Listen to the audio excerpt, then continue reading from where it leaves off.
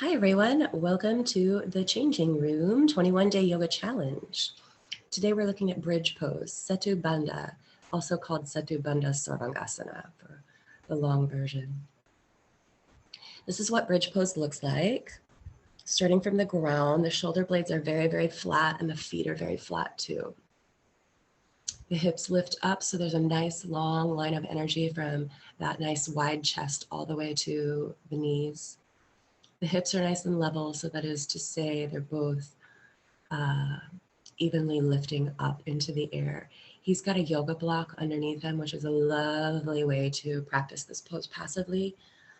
If you take that block out, it becomes more of a leg exercise and a hip stabilization. Benefits of bridge pose include stimulating the organs and improving digestion. It stretches the chest, neck, and spine. It rejuvenates your tired legs, and it reduces anxiety as well.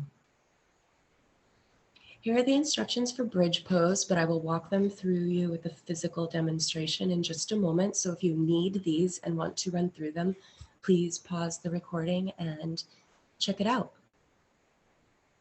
Contraindications to Setu Bandha include neck or back injury. Definitely avoid this pose unless you are practicing under the supervision of an experienced teacher. You really can hurt your neck, so be careful. Where to take it from here? This is a perfect place to begin exploring the mobility or lack thereof in your spine.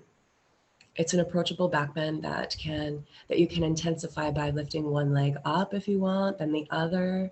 You can foster more core intelligence here and stability by incorporating the lift of an opposite arm and leg as you do it too.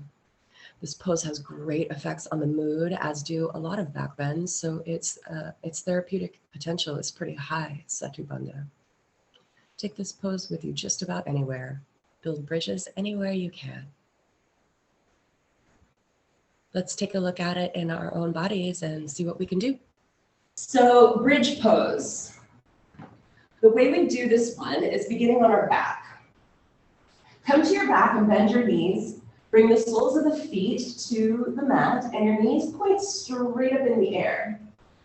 And so before you move from here, just take a moment to press the feet into the mat. And what I would love for you to feel as you do that is how your lower back presses down into the mat and then the tailbone kind of wants to scoop up.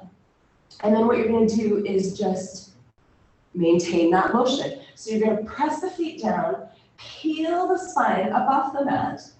And so this is going to be door number one. I'm just lifting these hips, I'm pressing the feet down into the mat, and I'm ever so slightly energetically pulling back on them, and that's firing my hamstrings and helping support me from beneath. You can leave your arms just as they are, or you can clasp these hands and then roll these shoulders underneath you so you're tucking your shoulder blades beneath. It's making your neck much longer, and you'll notice that I'm not looking at you anymore, and this is key. Don't move your head in this pose. My yoga teacher used to say, your head will just snap right off. Don't move your neck. Keep it stable. Stay here as you are. And you can come down when you're ready. A couple of variations for this one. I have this block, so we can do like the guy in our photo. And how you do that is the block has a few different settings. It's got the smallest, and then medium, and then large, right? So you can decide which one works for you. I'm gonna push up, and I'm basically setting my booty down on this block. There's kind of a flat spot in your lower back where you're just kind of like setting it. You'll see what I mean when you do the pose. So this is a nice place to be here. It's much more relaxing, easier on the neck, easier on everything. Another option, if you want to up the ante a bit, is to come into your bridge pose, and then instead of clasping the hands behind you, you can use this as a way of cultivating more power and strength in your hips and pelvis, lifting one leg and then setting it down. And you can actually add on to this and lift opposite leg and arm too.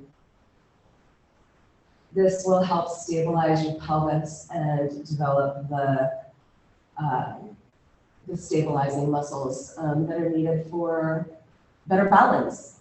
So I hope this helps, and I'll see you next time.